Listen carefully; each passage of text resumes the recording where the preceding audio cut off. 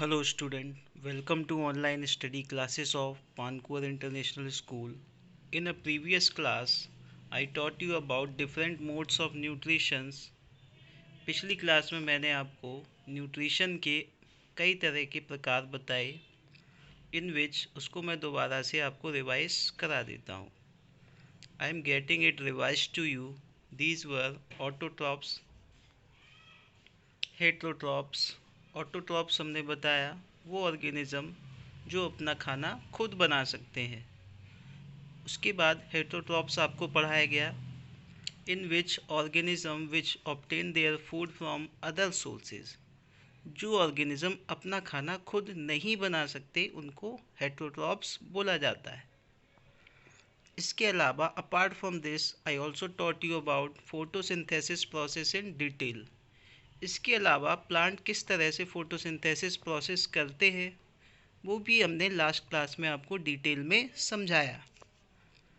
And I also taught you about some plants who cannot prepare their own food. इसके अलावा भी हमने कुछ ऐसे पौधों के बारे में बात की जो अपना खाना खुद नहीं बना सकते. इस तरह के जितने भी प्लांट्स थे उनको हम कहते थे पैरासिटिक प्लांट्स. इतना आपको समझ में आया होगा. सेप्रोट्रॉप्स हमने पढ़े थे, पैरासाइट्स पढ़े थे एंड सिम्बायोटिक प्लांट्स भी हमने पढ़े थे. इन विच पैरासाइट वो प्लांट्स होते थे जो दूसरे प्लांट पर निर्भर होते थे. इसके अलावा saprotrophs dead and decay organism पर डिपेंड करते थे. And symbiotic plants were those who live in association to give and take with each other. इनका जो सिम्बायोटिक प्लांट का आपस में जो संबंध था उसमें दोनों प्लांट एक दूसरे की किसी न किसी रूप में मदद करते थे, यानी कि इनका गिव एंड टेक का रिलेशनशिप होता था. इतना आपको समझ में आया होगा. चलिए चलते हैं अब आगे के टॉपिक्स पर. These are today we are going to discuss about the nutrients requirement for photosynthesis. As we all know that plant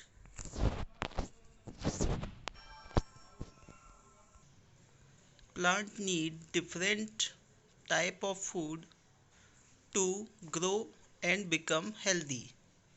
जैसा कि हमें भी हेल्दी रहने के लिए एक बैलेंस्ड डाइट की ज़रूरत होती है. We need balanced diet to stay healthy. Same way plants also need a balance nutrients to become healthy and grow properly. Plant को भी अच्छे से ग्रो करने के लिए हेल्दी न्यूट्रिएंट्स बैलेंस अमाउंट में चाहिए होते हैं. जैसे कि ह्यूमंस को हेल्दी बनने के लिए विटामिन्स, प्रोटीन्स, फैट, कार्बोहाइड्रेट ये सारी चीज़ें चाहिए होती हैं, वैसे ही प्लांट्स को चाहिए होते हैं. प्लांट्स को चाहिए होते हैं कार्बोहाइड्रेट, फैट और प्रोटीन्स. ये सारी चीज़ें प्लांट को चाहिए होती हैं. Plant also need different nutrients that is carbohydrate, fat and proteins to grow healthy. Now अब हम ये डिस्कस करेंगे प्लांट को ये सारे न्यूट्रिएंट्स कैसे मिलते हैं. How does plant get these nutrients. So as you all know that in a last class I taught you plant get food in a form of glucose, sugar. Plant जो है glucose और sugar की form में food prepare करते हैं और glucose को ही carbohydrates की फॉर्म बोला जाता है. Glucose is the form of carbohydrates. After that I hope इतना आपको समझ में आया होगा. कार्बोहाइड्रेट्स जो है पत्तियों में इस तरह से, जैसा आप इस फिगर में देख सकते हैं, as you can see in this picture, carbohydrates get stored in the leaves in this manner. अब आप देखेंगे कार्बोहाइड्रेट से प्लांट फैट बनाते हैं और प्रोटीन बनाते हैं। इस तरह से प्लांट्स को ये तीनों न्यूट्रिएंट्स प्राप्त होते हैं। Now plant also need nitrogen. हमने पिछली क्लासों में भी पढ़ा है, छोटी क्लासों में भी, कि प्लांट को जो है नाइट्रोजन की भी ज़रूरत ग्रोथ के लिए होती है। कार्बोहाइड्रेट से फैट बनाने के लिए प्लांट्स को चाहिए कार्बन, हाइड्रोजन और ऑक्सीजन। प्लांट को कार्बोहाइड्रेट को फैट में कन्वर्ट करने के लिए चाहिए carbon, hydrogen and oxygen. Plant needs carbon, hydrogen and oxygen to prepare fat from carbohydrates. Same way, इसी तरह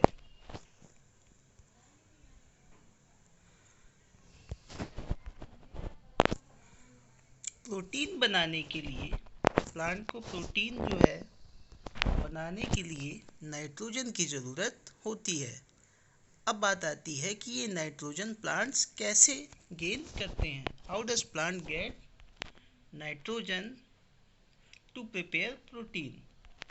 जैसा कि हम सभी जानते हैं, यहाँ पर आप फिगर में भी देख सकते हैं, हमारे एटमॉस्फेयर की अगर हम बात करें, if we talk about atmosphere, then we can see that 78% of nitrogen is available.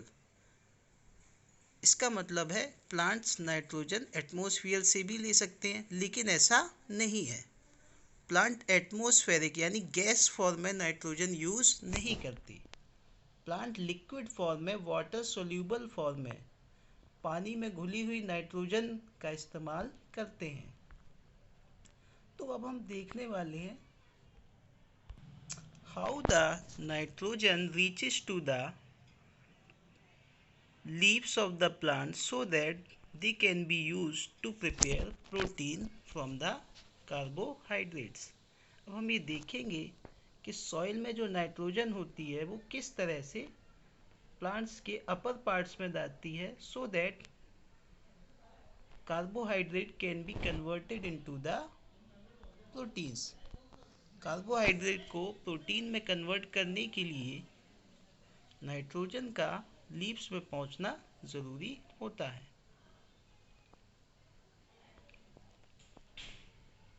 अब अगर हम यहाँ पर इस फिगर को देखते हैं, इस वीडियो को देखते हैं, you can see that plant uses water soluble nitrogenous compound with the water. जिस तरह से वाटर हमने लास्ट क्लास में देखा था अपर पार्ट्स में जाता है, इस वाटर के साथ ही नाइट्रोजन भी प्लांट्स के अपर पार्ट में पहुंचती है, टू बी यूज्ड एज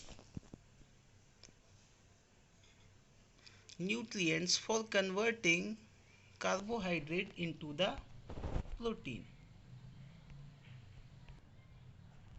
अब आपने इतना देखा। आफ्टर दैट अब हम डिस्कस करेंगे कि नाइट्रोजन जो है मिट्टी में किस तरह से पहुंचती है। रिप्लेनिशमेंट, नाइट्रोजन को जो है नाइट्रोजन की पूर्ति कैसे की जाती है वो अब हम डिस्कस करने वाले हैं। Now we are going to discuss how the nitrogen is replenished into the soil.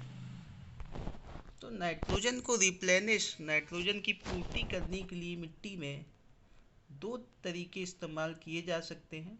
To ways can be used to fulfil the need of nitrogen into the soil, that is, एक है artificial यानी man made method and other is natural method. तो पहले हम discuss करते हैं artificial method, in which fertiliser and manure are used to make the soil rich with the nitrogen.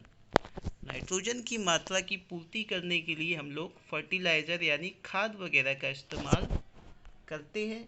खाद में मौजूद होते हैं हमारे नाइट्रोजन, फॉस्फोरस और पोटेशियम। अगर हम फर्टिलाइज़र की बात करें तो फर्टिलाइज़र में क्या क्या चीज़ें अवेलेबल होती हैं? फर्टिलाइज़र कंटेन, इसमें होते हैं nitrogen, phosphorus and potassium. I hope इतना आपको समझ में आया होगा।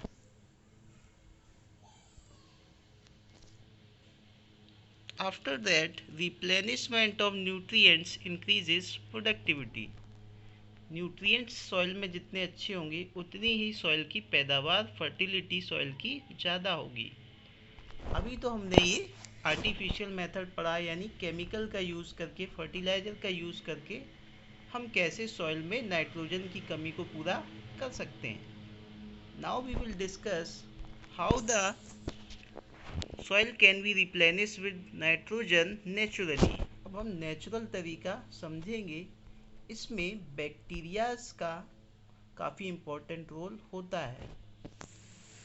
Natural replenishment of soil requires some beneficial micro organisms.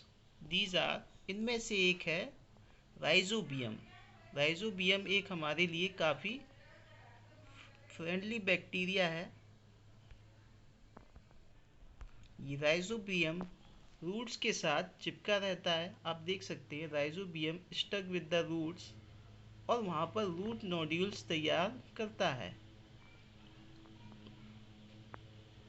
It convert gaseous nitrogen into soluble nitrogen compound. ये नाइट्रोजन जो एटमॉस्फेयर में गैस रूप में है, इसको वाटर सॉल्यूबल यानी कि लिक्विड में कन्वर्ट करने का काम कौन करता है? राइजोबियम बैक्टीरिया करता है।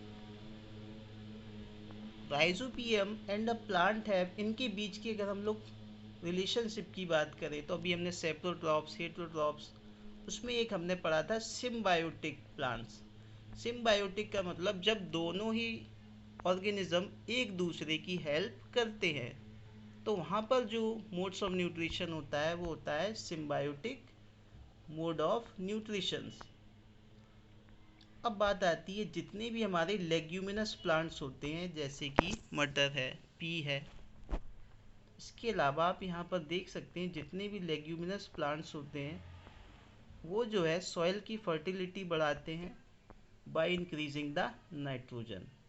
ये नाइट्रोजन की मात्रा सॉइल में बढ़ा देते हैं जिससे सॉइल की फर्टिलिटी इंक्रीज हो जाती है। Leguminous crop increase the fertility of soil by increasing nitrogen. इसके बाद एक और जो नेचुरल मेथड है दैट इज लाइटनिंग। लाइटनिंग आपने बिजली कड़कती हुई देखी होगी। ये कड़कती हुई बिजली भी गैसियस नाइट्रोजन को वाटर सॉल्यूबल फॉर्म में कन्वर्ट कर देती है। अब हम इस चैप्टर की समरी देखते हैं जो आज हमने पढ़ा। आज हमने आपको बताया, today we I taught you about how the carbohydrate is converted into fat and protein. Carbohydrate को कैसे फैट और प्रोटीन में कन्वर्ट किया जाता है, ये आज हमने आपको बताया। इसमें हमने आपको बताया कार्बोहाइड्रेट्स को सबसे पहले फैट में बदलने के लिए हमें 3 चीज़ों की ज़रूरत होती है, that is carbon, hydrogen and oxygen. इसके अलावा कार्बोहाइड्रेट्स को प्रोटीन में बदलने के लिए हमें चाहिए होते हैं, इन तीनों के अलावा हमें नाइट्रोजन की भी ज़रूरत होती है। सो आई थिंक इतना आपको समझ में आ रहा होगा। इसी तरह आप लोग अच्छे से ध्यान लगाकर पढ़ते रहें। You keep on studying with full focus. Now इसके अलावा आज हमने आपको एक और चीज़ पढ़ाई कि नाइट्रोजन सॉइल में किस तरह से पहुंचता है। इसमें हमने आपको फर्टिलाइज़र्स का यूज़ बताया था। फर्टिलाइज़र्स का यूज़ करके नाइट्रोजन को बढ़ाया जा सकता है सॉइल में।